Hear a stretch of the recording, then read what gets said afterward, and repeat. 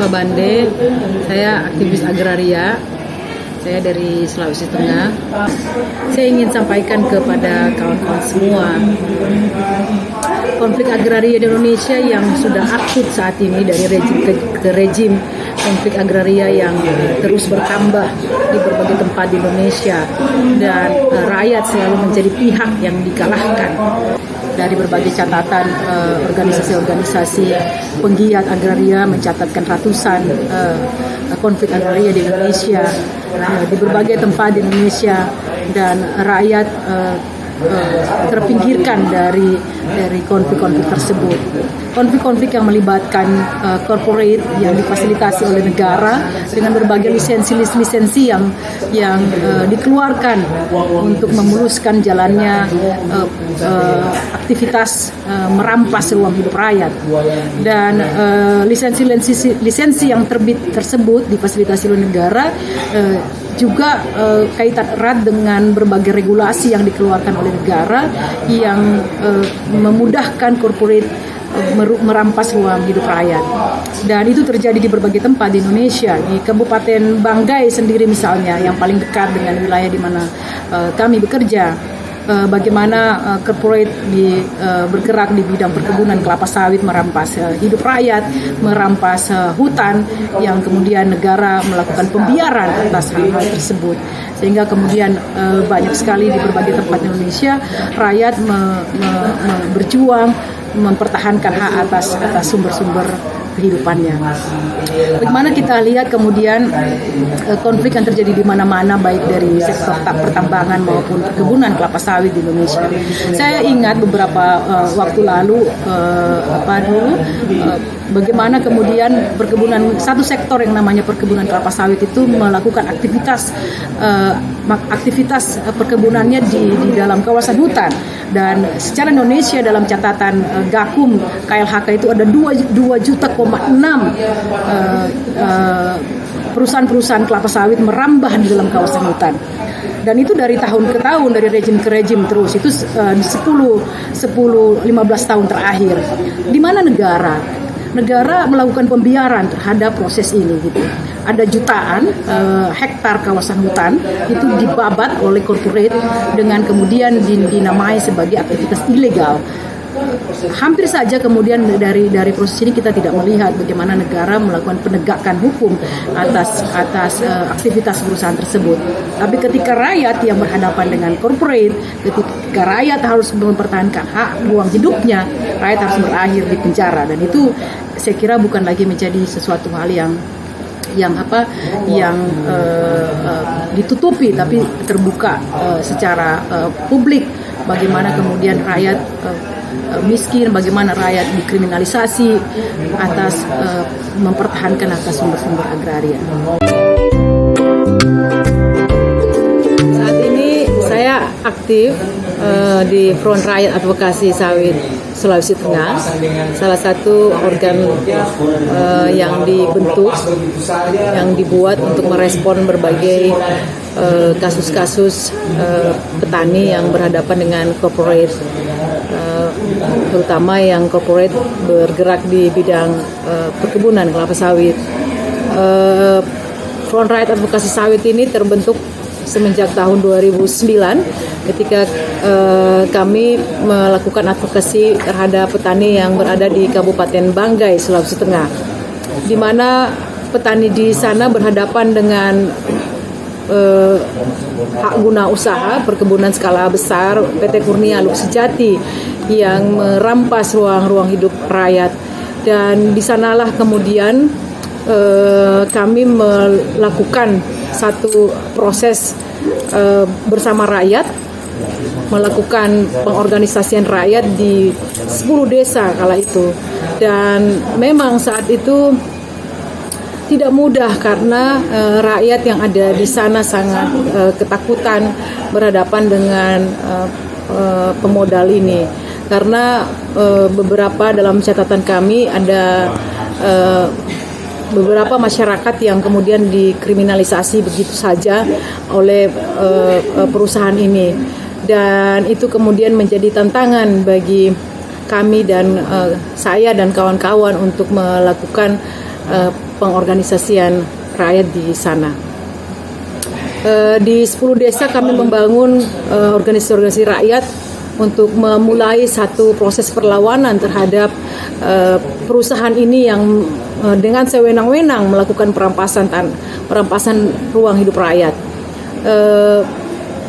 Organisasi-organisasi yang kami bentuk dengan melakukan proses pendidikan yang sangat terbatas kala itu, dan hanya beberapa orang saja untuk dimulai satu pendidikan yang dimulai dari apa yang saat ini mereka resahkan, persoalkan, dan beberapa tempat sudah ada yang mulai bersuara dengan lantang. Dari komponen-komponen ini kemudian kami satukan dalam satu organisasi-organisasi tingkat desa, atau kami sebut dengan organisasi tani lokal atau OTL, yang kami bentuk di 10 desa dengan keterlibatan petani yang mulai mendiskusikan, memetakan masalahnya, dan meluaskan agenda-agenda ini kepada rakyat yang lebih luas. Dan proses ini memakan waktu yang cukup, kurang lebih dari semenjak 2009. Kemudian ke 2010, disitulah dimana bangkitnya kesadaran rakyat untuk berjuang atas tanah-tanah mereka. Dan sebagai proses pengorganisasian itulah kami memulai dengan apa yang mereka miliki, dan mulai melakukan aksi-aksi kecil di level desa untuk mendeklarasikan organisasi tani yang mereka bentuk dengan kesadaran yang mereka miliki. Dan organisasi-organisasi ini mendeklarasikan diri mereka di depan Polsek kala itu. Karena kenapa kami memilih Polsek? Karena Polsek adalah simbol dari di mana mereka sering menghadapi kriminalisasi. Itulah yang ingin saya bilang, ingin kami sampaikan kepada mereka, ingin kami serukan bahwa untuk menggugurkan segala ketakutan mereka adalah bersatu dalam organisasi tani dan mendeklarasikan diri mereka di depan satu institusi yang selama ini mereka takuti. Dan kebersamaan itu yang mereka miliki itu, kami membawa mereka ke aksi-aksi ke lapangan di mana mereka bertarung dengan corporate. Ada banyak aksi yang dilakukan sepanjang 2009 hingga 2010. Di puncaknya di Mei 2010, kemudian secara masif 10 desa melakukan aksi di lapangan, melakukan pendudukan atau reclaiming terhadap tanah-tanah mereka yang dirampas oleh PT Kurnia Luksejati. Dan beberapa tempat sukses, beberapa tempat yang tidak, karena ada banyak sekali tekanan yang dilakukan oleh perusahaan dengan menggunakan alat-alat negara maupun premanisme yang mereka jalankan. Dan itu kami langsungkan di beberapa tempat, dan hingga saat ini kemudian kami bisa merebut dan menduduki kembali tanah-tanah yang dirampas oleh perusahaan ini. Dan proses pengorganisasian rakyat ini yang terus kami langsungkan dari aksi-aksi kecil hingga aksi-aksi besar di level kabupaten. Mereka kemudian memperingati Hari Tani, dan itu adalah cara di mana untuk mereka percaya diri terhadap apa yang mereka perjuangkan, bahwa apa yang mereka yakini itu adalah kebenaran, sehingga kebenaran itu harus diperjuangkan, keadilan itu tidak bisa ditunggu, keadilan itu harus direbut dan diperjuangkan di lapangan agraria. Dan proses yang kami langsungkan dari hal-hal yang terbatas, yang kecil, dan kemudian meluas di berbagai tempat di Kabupaten Banggai, sehingga mereka bisa aksi-aksi besar di level kabupaten. Dan tentu aksi-aksi yang semakin masif ini tidak membuat perusahaan ini berdiam diri. Perusahaan ini terus saja juga melakukan aksi-aksi penolakan, bahkan melakukan kontra terhadap aksi yang dilakukan oleh petani. dan eskalasinya meninggi di Mei 2010. Kemudian ada aksi besar perlawanan yang kemudian membawa puluhan petani di penjara.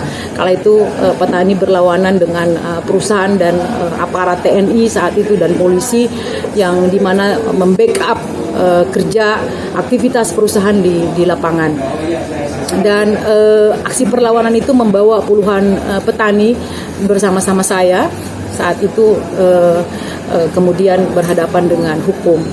Dan proses yang dihadapi itu saya juga melihat ada penurunan ya, ada penurunan terhadap semangat yang dirasakan oleh petani di berbagai tempat, sehingga saya harus berpikir di situasi seperti itu bagaimana mereka tidak kehilangan semangat untuk berjuang, sehingga di kesempatan yang sangat terbatas, ruang yang terbatas saat itu menggunakan kesempatan-kesempatan untuk terus menyerukan kepada mereka untuk bersatu dalam barisan yang solid dan solider terhadap kawan-kawan yang berada di dalam penjara, sehingga kemudian itu membuat kawan-kawan petani di luar dan organisasi-organisasi pendukung lainnya untuk terus menjaga semangat itu, dan sehingga teman-teman yang ada di dalam penjara, teman-teman petani saat itu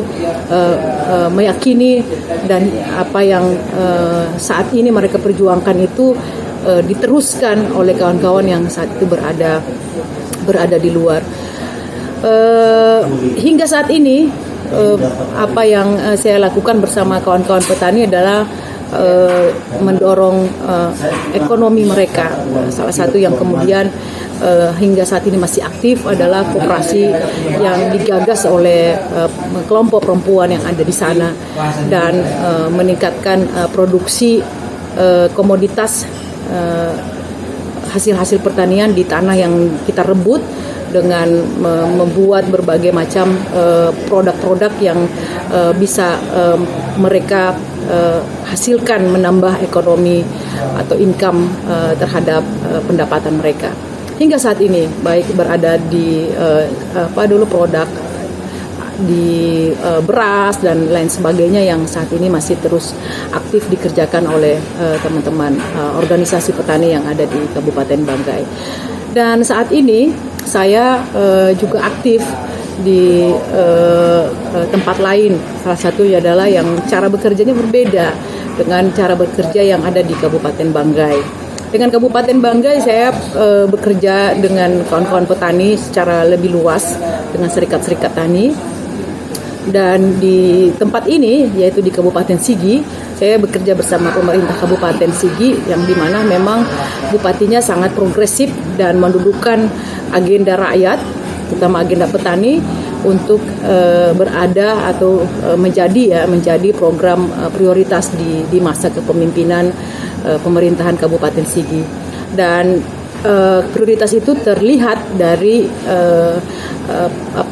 percepatan atau langkah-langkah menuju kepastian hak rakyat itu dimasukkan dalam agenda pemerintah, yaitu dalam dokumen rancangan pembangunan jangka menengah dan jangka pendek pemerintah Kabupaten Sigi, yang dituangkan dan dijadikan program prioritas untuk dilaksanakan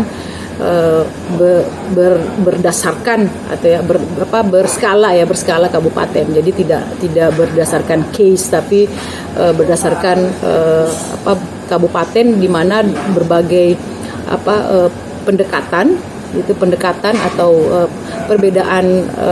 perbedaan masalah yang banyak di Kabupaten Sigi itu dirangkum untuk didorong menjadi satu proses pekerjaan pemerintah Kabupaten Sigi ke pemerintah nasional, untuk langkah-langkah ini dipastikan mempercepat kepastian tanah atas rakyat, baik dalam kawasan hutan maupun non kawasan hutan.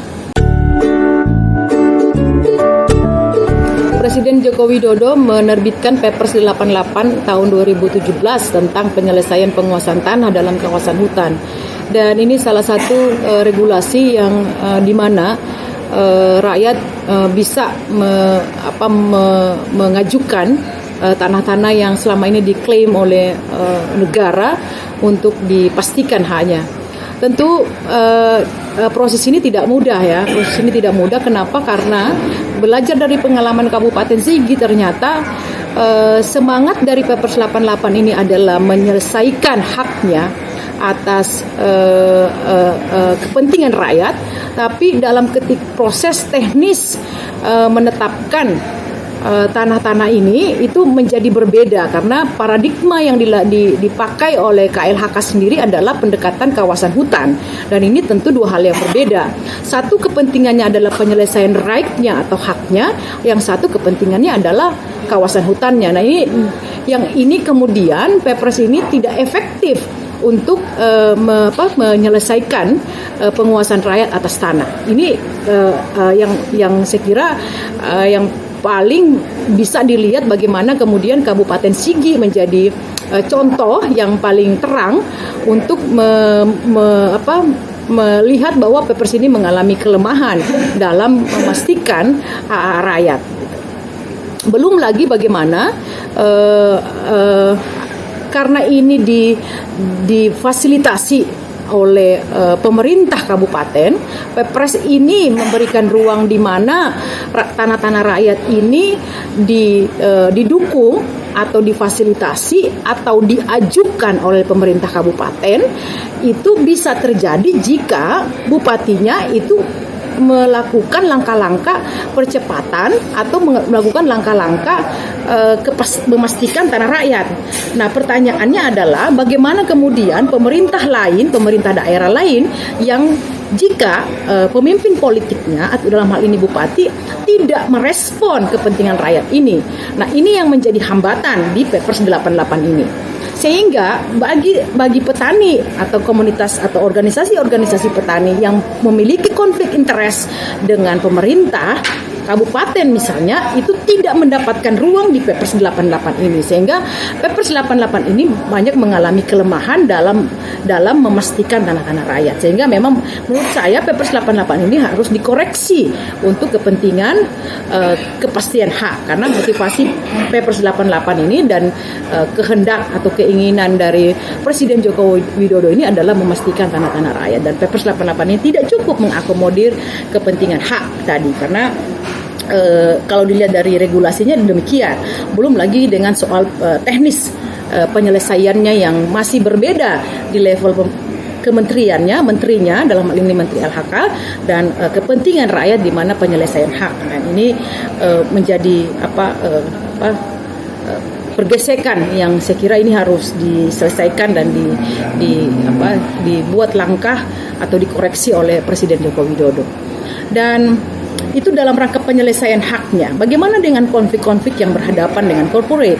Dan saya dari semenjak tahun 2014, 15 dan seterusnya itu terus saja menyerukan bahwa hingga saat ini menyerukan bahwa pemerintah dalam hal ini Presiden Joko Widodo segera mengambil alih penyelesaian konflik ini. Karena jika saja penanganannya itu diserahkan di level kantor staf presiden yang saat ini kemudian kepala staf dalam hal ini Pak Muldoko kemudian menerbitkan satu SK tim untuk penyelesaian atau percepatan penyelesaian konflik. Saya sanksi ini bisa diselesaikan karena ini penyelesaiannya tidak bisa berada dalam tataran yang sama di level kementerian. Ini harus diambil alih oleh presiden. Kenapa ini harus di presiden? Karena memang eksekusinya ada di situ. Karena ini dia konflik struktural melibatkan negara, sehingga presiden menjadi aktor penting untuk melakukan penyelesaian koreksi terhadap konflik-konflik yang meluas saat ini di Indonesia. Tidak boleh penyelesaian konflik ini dibawa kantor staf presiden, tapi langsung diambil, harus presiden yang harus mengambil alih kepemimpinan penyelesaian konflik ini. Satu lagi Perpres yang diterbitkan oleh Presiden Joko Widodo, yaitu Perpres 86, Perpres tentang reforma agraria. tentu dari sisi judul mendapatkan sambutan dari banyak penggiat agraria dan tentu rakyat Indonesia. Tetapi menurut saya Perpres ini tidak cukup untuk penyelesaian konflik agraria yang diletakkan pada level provinsi dan kabupaten. Mengapa demikian? Karena konflik-konflik yang terjadi di Indonesia ini diakibatkan lisensi-lisensi yang dikeluarkan oleh kementerian, baik Kementerian Agraria maupun LHK. Sehingga ketika konfliknya penyelesaiannya diletakkan di level provinsi dan kabupaten, itu pasti saya yakin akan mengalami jalan buntu karena levelnya ada di level kementerian. Dan ini menurut saya tidak mampu menjawab penyelesaian konflik agraria di Indonesia, sehingga harus terbit lagi satu peraturan presiden di mana penyelesaian konflik agraria itu yang harus dipegang atau dikendalikan oleh presiden langsung.